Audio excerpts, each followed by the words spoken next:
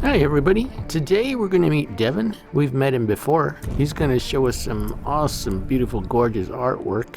And we're going to learn how to pronounce Pyri. It is not pronounced Pyri.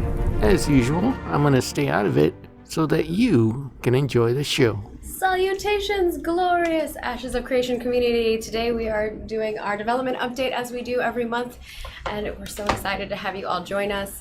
Welcome everyone, and today we have a whole bunch of new people to show off some really cool things about with our team. Steven's looking at all of them, they're all waiting patiently. But first we'll kind of introduce ourselves. I'm Margaret Krohn, I'm your community and marketing lead here, and with me as always is... I am Steven Sharif, I'm the creative director. Yeah. On Ashes. We're Starting strong! Sorry. Are you the creative director? I don't I know. am indeed. I am Jeffrey Bard. I am the lead designer. Good seeing you guys. Yeah. Hello, so friends. today, just to kind of give you what we're going to go over, if you're new to our stream and you haven't watched these before, we are going to have people from our team joining us. We have a development update from our engineering team. Our engineering team actually has a video for you all this time. Yeah. Design, character art, and environment art. So we kind of have the whole slew of the crew. And then we also gathered questions from the community. And our international team as well has submitted some questions. So... we have some quick updates. We'll go through those really fast, and then we'll move forward with all of our development stuff, because that's what y'all want to see. You may have seen him in a Dev Diaries in the past. Devin! Yay! Hello. Hi, Devin. Oh, this delay's weird. Yeah. This is normal for us. We're used to it now. Tell us a little bit about who you are, maybe like your journey as a, environment artist. And then, of course, I'm Devin. I'm an environment artist. I've been an environment artist for 22 years now. I've worked on a lot of MMO games. I've worked with Devin for And I've worked a really with long like time. 3/4 of the studio. Yeah. We used to play soccer together. Yeah, we used to Remember play soccer together. I didn't We used know to, that. yeah, we had a team Like that a was for a company company team. team. Oh, Yeah. Want to sponsor a company team, Steven? Heck yeah, let's do it. I don't know about soccer though. What? What sport would Like you want? softball or Oh, something. I Or don't- volleyball. I don't think I'd be. Oh. I'd be down with volleyball, softball. Actually, I don't mind playing softball. It's just the waiting and watching part I don't Too like. much sitting. I want, Yeah, like, the soccer I get to Sandlot like vibe. be part of it all the time. Yeah. Yeah, but that's the thing though, you gotta run so much. in Yeah, I soccer. like that. In softball, you just gotta stand there. Wait, Look up in the sky, so you see where my mind's at. It's like, Yeah, you can drink. yeah, exactly. Drink on the Right. sideline. Oh my god! Except for Steven doesn't even drink that. I know, I don't drink any alcohol, but I was like, I don't have to run in softball. Unless you hit the ball, which rarely happens. Well, tell us what your team has been up to. We can bring it back. Let's see, what have we been doing? We've been doing a ton of optimizations. Yeah. So poor Ted and Nate have had to go through the game and rip apart stuff that we did poorly or we rushed through and improve it. So that's been a lot. Nate's done a really good job of finding good, what are those called? Presets or something, where he has a text file that changes all the numbers. So our frame rate's pretty solid. We're pretty happy. Yeah, I've been very surprised just with the performance and optimization that environment alone has been able to accomplish with a lot of the art assets that we're using in game, the practices for LODs and HLODs. Yeah. That's been pretty cool. It's like magic. It's black magic. You push a button and it makes your building into one little tiny building that's one texture, and it's insane. I think a lot of times people think of environment artists as just artists, but really you guys do a lot of programming as well and engineering. I guess so. It's pretty technical. I would say that it can be a very technical niche of the game development. Yeah. So Well- yeah, they've been doing that. I've been working on the new starting area, which we'll show, I guess, in a little bit. We can show it now. Yeah, we can show think. it.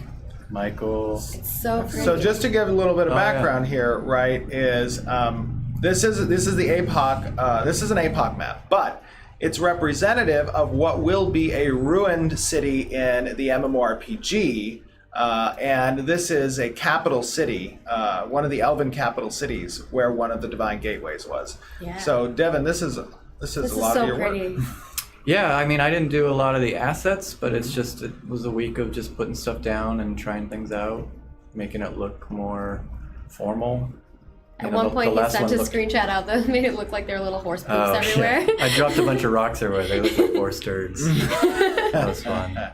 So yeah, I was just trying to make it feel more dramatic and cool. That looks sort of like the Brandenburg Gate. Yeah, it does. A lot of it is using the same assets over and over and over again. So actually, the frame rate's really good in here. Yeah, it is. I was noticing nice. that. It's nice when you can have a contained area. You can. I think I had like a 970 and it was like at 120 frames. Yeah. Yeah. So yeah, that was fun to do. I realized today that the super jump is really high, so you can actually jump out of it. So I had to stick a roof on top, like an invisible roof. Good thing you figured that out. Players will figure that out real quick. There's a secret flip-flop hidden in the level. Yay! Only Tristan and I know where it is. We won't tell anybody. I want you guys to find it. We renamed the flip-flop asset a weird name, so you can't even find it. No one will be able to find it. No one on the team can search the Unreal Depot for the word flip-flop. So they will literally never be able to find it. So only Tristan and I know. So your job when August 20th rolls around, find it. Send us a screenshot. You can tweet at us at Ashes of Creation. Do we have prizes for people that find it? You'll get them free flip-flops. The first finder will get a set of Ashes flip-flops. There you go. We don't totally have any do that. We'll find one. Gold-plated flip-flops. I'll run up to Rainbow and they can do them. Like little custom flip-flops. Oh my goodness. We'll see what we can do. But definitely send us screenshots. We'd love to see it. The problem is that when one person finds it, no, just the first wins. Oh, just first the first one to get to us. Tristan and I were talking about building First a one to tweet blueprint us. that randomly puts it in different spots in the level. Yeah, so what I had talked to Tristan about, we thought that would scare he agreed to it, was every time we do a patch update is hiding the sandal somewhere else. Yeah, that's a good idea. And when we do the MMO, there will that. be a sandal hidden somewhere as well. I like that. So Tristan's a little prankster.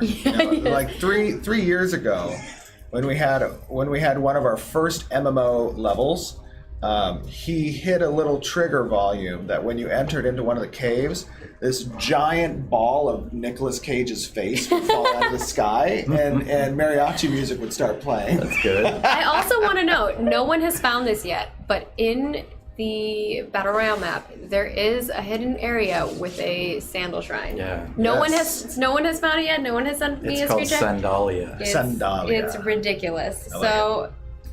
You know, first person to show us that, we'll see what we can do with that too. That one's gonna be hard to find. That one's hard. That one's no.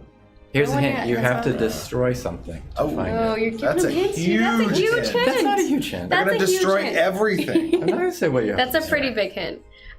So I guess. Oh, and we did concepts. Yeah, I've got some concepts. Right, do you have concepts up? Yeah. Oh, you guys get to see a little bit of the period. The Pyre. Yeah, the Pyre, right? Yeah, they're really cool. It's beautiful. They're very elegant. I'm looking forward to trying. So this is a lot of the look and feel of. Oh, I love these tents. Okay, these are the actual asset concepts, but a lot of the look and feel of what that area is going to look like, and these assets that you see, kind of from this is one of the encampment and/or expedition phases.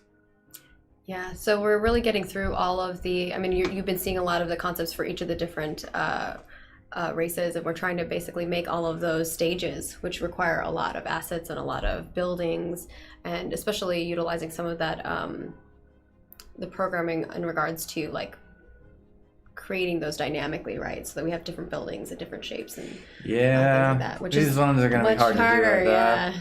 They're very asymmetrical and very curvy. Good luck, Devin. We'll try it. I'll do my best. But they look exciting. They're always fun because they give you, I don't know, like a good starting point to play with. Mm-hmm. So, I don't know. At least when I work, I usually don't think of these like I'm going to make this exactly. It's more like you kind of use it as like a. This is where I'm going to start from.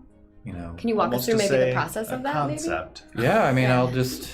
It's different for every artist, but I usually take something like this and just block out the shapes and kind of play with them and see what feels good. Because some stuff when it's drawn doesn't look great in 3D when you're walking around it, so you gotta see it in the context of the game, I guess. Yeah. Mm-hmm.